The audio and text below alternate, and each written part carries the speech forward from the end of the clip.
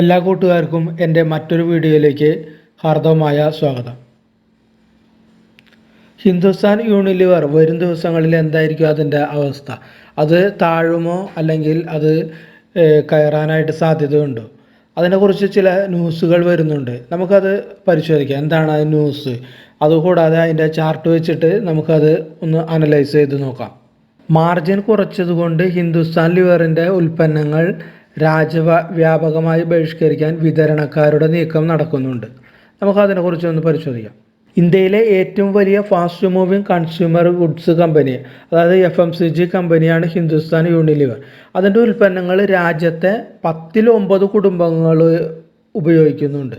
സോപ്പുകൾ, detergent, അതുകൂടെ detergent powder, ചർമ്മ സംരക്ഷണത്തിന്, മുടി സംരക്ഷണം, ടാൽക്കം പൗഡർ, അങ്ങനെ വ്യത്യസ്തമായ ഒരു വളരെ വിപുലമായ FMCG ശ്രേണിയിലുള്ള ഒരു കമ്പനിയാണ് ഹിന്ദുസ്ഥാൻ യൂണിലിവർ.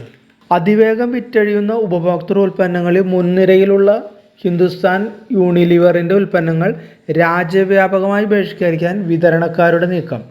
നിശ്ചിത മാർജിൻ, അതായത് ഫിക്സഡ് മാർജിൻ 0.6% കുറവ് വരുത്തിയതാണ് ബഹിഷ്കരണ നടപടികളിലേക്ക് നയിക്കുന്നത്.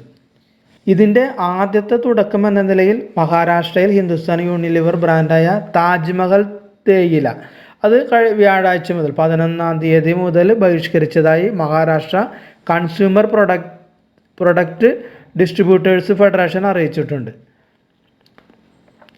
എല്ലാ സംസ്ഥാനങ്ങളിലെയും വിതരണക്കാരുടെ സംഘടനകളും കേന്ദ്ര സംഘടനയായ ഓൾ ഇന്ത്യ കൺസ്യൂമർ പ്രൊഡക്റ്റ് ഫെഡറേഷനുമായി അഫിലിയേറ്റഡ് ചെയ്യപ്പെട്ടതാണ്.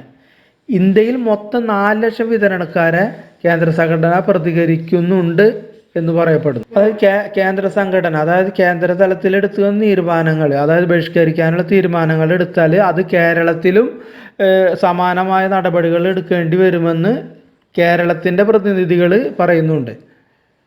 ജീവനക്കാരുടെ വർദ്ധിച്ച ശമ്പളം, അതുകൂടാതെ ഷോപ്പ്, പിന്നെ അതിൻ്റെ വാടക, പിന്നെ മറ്റു പല രീതിയിലുള്ള ചെലവുകൾ മൂലം വിതരണക്കാരും വ്യാപാരികളും നിലവിലുള്ള മാർജിനിൽ ലാഭം ഉണ്ടാക്കാൻ വളരെ പ്രയാസപ്പെടുന്നുണ്ട്. റീറ്റെയിൽ ഹിന്ദുസ്ഥാൻ ലിവർ ഉൽപ്പന്നങ്ങൾക്ക് ഏകദേശം 8 മുതൽ 12% വരെ മാർജിനാണ് ഇപ്പോൾ ലഭിക്കുന്നത്. അത് വിൽക്കാനായിട്ട് 16% ചെലവ് നേരിടുന്നത് ആയിട്ട് ഡിസ്ട്രിബ്യൂട്ടർ അസോസിയേഷൻ പറയപ്പെടുന്നു. വിതരണക്കാർക്ക് നിലവിൽ 4.5% നിശ്ചിത മാർജിൻ ഉള്ളത്. അതിൽ നിന്നാണ് 0.6% കമ്പനി വെട്ടിക്കുറച്ചിട്ടുള്ളത്. അതുകൊണ്ട് ഈ മാർജിനിൽ കച്ചവടം ചെയ്താൽ ലാഭം ഉണ്ടാവില്ല എന്നാണ് വിതരണക്കാർ പറയുന്നത്. അപ്പോൾ അവർ പറയുന്നത് 5% കൂടുതൽ മാർജിൻ അവർക്ക് വേണമെന്നാണ്. മഹാരാഷ്ട്രയിൽ ജനുവരി 11 മുതൽ 25 വരെ താജ്മഹൽ തേയില വിതരണം നിർത്തിവെക്കുമെന്ന് അവർ പ്രഖ്യാപിച്ചിട്ടുണ്ട്. വിതരണക്കാരുടെ ആവശ്യങ്ങൾ ഹിന്ദുസ്ഥാൻ ലിവർ കമ്പനി പരിഗണിച്ചില്ലെങ്കിൽ ഫെബ്രുവരി 10 വരെ താജ് ബ്രാൻഡ് ഉൽപ്പന്നങ്ങളും ബഹിഷ്കരിക്കുക. അതുകൂടാതെ കിസാൻ ബ്രാൻഡ് ഉൽപ്പന്നങ്ങളും ബഹിഷ്കരിക്കുമെന്ന് വിതരണക്കാരുടെ സംഘടന അറിയിച്ചിട്ടുണ്ട്. പക്ഷേ കേരളത്തിലെ വ്യാപാരി വ്യവസായ ഏകോപന സമിതി ഇതിനെക്കുറിച്ചൊരു തീരുമാനങ്ങൾ എടുത്തിട്ടില്ല. അപ്പോൾ ഇങ്ങനെ ബഹിഷ്കരിച്ച് കഴിഞ്ഞാൽ ഹിന്ദുസ്ഥാൻ ലിവറിൻ്റെ മാർജിനിലും ലാഭ മാർജിനിൽ അത് വളരെ അധികം എഫക്റ്റ് ചെയ്യും. അപ്പോൾ വരും ദിവസങ്ങളിൽ ഈ ന്യൂസ് ചർച്ചകളെല്ലാം നടക്കും. അപ്പോൾ ഈ ന്യൂസ് എങ്ങനെ പോകുന്നു എന്നുള്ളത് നമുക്ക് വരും ദിവസങ്ങളിൽ കണ്ടറിയാനേ സാധിക്കുമെന്നുള്ളൂ.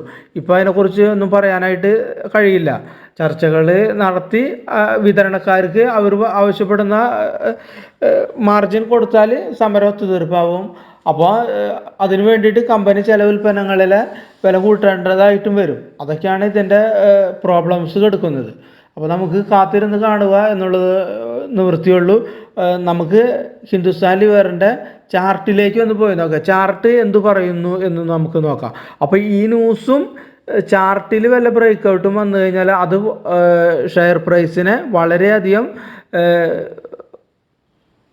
മൂവ് ചെയ്യാനായിട്ട് സാധ്യതയുണ്ട്. അപ്പോൾ നമുക്ക് ചാർട്ടിലേക്ക് ഒന്ന് പോയി നോക്കാം.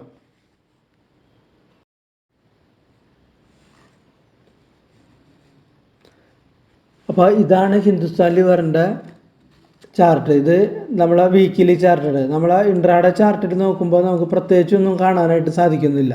ഇത് ഇൻട്രാഡേ ചാർട്ട്. പ്രത്യേകിച്ച് അതിലൊന്നും നമുക്ക് ഒന്നും പ്രത്യേകിച്ച് കാണാനായിട്ട് സാധിക്കുന്നില്ല. നമ്മൾ അപ്പോൾ അതിനെ ഒരു വീക്കിലി ചാർട്ടിലേക്ക് കൺവേർട്ട് ചെയ്ത് നോക്കി.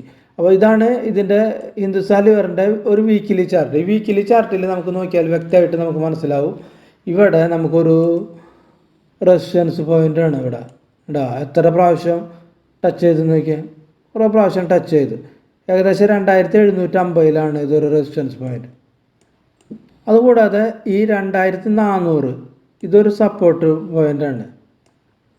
ഈ 2400 ഏകദേശം ഈ 300 പോയിൻ്റാണ്. 300 പോയിൻ്റിൻ്റെ ഉള്ളിൽ കിടന്ന് കളിക്കുന്നത് ഏകദേശം ഒരു വർഷത്തിൽ മേലെ, ഏകദേശം 1.5 വർഷത്തോളം ഈ റേഞ്ചിനുള്ളിൽ ട്രേഡ് ചെയ്തുകൊണ്ടിരിക്കുന്നത്. അപ്പോൾ ഈ റേഞ്ച് മുകളിലേക്ക് പോയി കഴിഞ്ഞാൽ നല്ലൊരു അപ്സൈഡ് മൊമെൻ്റം കിട്ടും. അതുപോലെ താഴേക്ക് വന്നാലും നല്ല രീതിയിൽ താഴെ. അപ്പോൾ രണ്ട് രീതിയിലാണ് ഇവിടെ പ്രോബബിലിറ്റി നമുക്കുള്ളത്. അപ്പോൾ ഇവിടെ ഒരു സോൺ, ഇത് ഒരു സോൺ ഇടാം. ഈ സോൺ പ്രത്യേകം നമ്മൾ ശ്രദ്ധിക്കേണ്ടതായിട്ടുണ്ട്. ഈ 2400 ഇവിടെ ഒരു സോൺ, ഈ 2400 എന്ന് പറയുന്ന ഈ സോൺ ഒരു ശ്രദ്ധിക്കേണ്ടതായിട്ടുള്ളൊരു സോണാണ്. അതിവിടെ നോക്കിയാൽ നമുക്കറിയാം ഈ സോൺ ഉണ്ടാ. ഈ സോൺ ഇവിടെ ഉണ്ട്. ഇവിടെയും ഈ സോൺ ടച്ച് ചെയ്തു അത് താഴ്ന്നു. ഇവിടെയും ഉണ്ടാ. ഇവിടെ ഈ സോൺ ടച്ച് ചെയ്ത് താഴ്ന്നതാണ്. ഇവിടെ ഈ സോൺ ടച്ച് ചെയ്തു. അതുകൂടാണ്ട് ഇവിടെ കണ്ട ഒരു റെഡ് ക്യാൻഡിൽ അതിവിടെ ടച്ച് ചെയ്തു. അതുകൂടാണ്ട് ഒരു നല്ലൊരു വലിയൊരു ഗ്രീൻ ക്യാൻഡിലുള്ളിൽ കയറിപ്പോയി. അതുകൂടാതെ ഈ സോൺ വീണ്ടും ഇവിടെ ടച്ച് ചെയ്തു. ഇവിടെ വീണ്ടും ടച്ച് ചെയ്തു. ഇവിടെ ടച്ച് ചെയ്തു. ഇവിടെയും ടച്ച് ചെയ്തു. അങ്ങനെ അപ്പോൾ ഈ സോൺ ഈ 2400, 410, 420 ആ സോൺ നമ്മൊന്ന് ചെക്ക് ചെയ്യുന്നത് നല്ലതാണ്. ഇനി എന്തെങ്കിലും ബാഡ് ന്യൂസ് എന്തെങ്കിലും വന്നു ഇതിലാണെങ്കിൽ ഈ സോൺ ബ്രേക്ക് ഔട്ട് ചെയ്തിട്ട് വലിയ ക്യാൻഡിൽ, ഇത് വീക്കിലിയാണ്, ഇവിടെ ക്ലോസിങ് ആണെങ്കിൽ വീണ്ടും ഒരു ഡൗൺ സൈഡിലേക്കാണ് പോവാത്. അപ്പോൾ ഈ ന്യൂസ് ഇതിനെ എഫക്റ്റ് ചെയ്യുന്നുണ്ടെങ്കിൽ ഇത് നല്ല രീതിയിൽ താഴും ഈ ന്യൂസ്. പക്ഷേ ഈ ന്യൂസ് എങ്ങനെ വരുന്നുള്ളത് നമുക്കറിയത്തില്ലല്ലോ. ചർച്ചകളൊക്കെ നടന്നത് പരിഹരിക്കപ്പെടുമെന്ന് നമുക്ക് വിശ്വസിക്കാം. അതുപോലെ മുകളിലേക്കാണെങ്കിൽ ഈ സോൺ ബ്രേക്ക് ചെയ്തിട്ടുണ്ടെങ്കിൽ ഏകദേശം 2700, 720 ആ റേഞ്ചിലുള്ള സോൺ, ഈ സോൺ ബ്രേക്ക് ആണെങ്കിൽ, കാരണം ഇത് വെറും 350 പോയിൻറ്റിൻ്റെ ട്രേഡിങ് സോണാണിത്. അപ്പോൾ അത് ബ്രേക്ക് ചെയ്തിട്ടുണ്ടെങ്കിൽ അപ്പ് സൈഡിലേക്ക് നല്ല രീതിയിലും ഡൗൺ സൈഡിലേക്ക് നല്ല രീതിയിലും പോകാനായിട്ട് വിത്ത് ഗ്രാഫ് വെച്ച് നോക്കുമ്പോൾ നമുക്ക് അങ്ങനെ കാണുന്നു.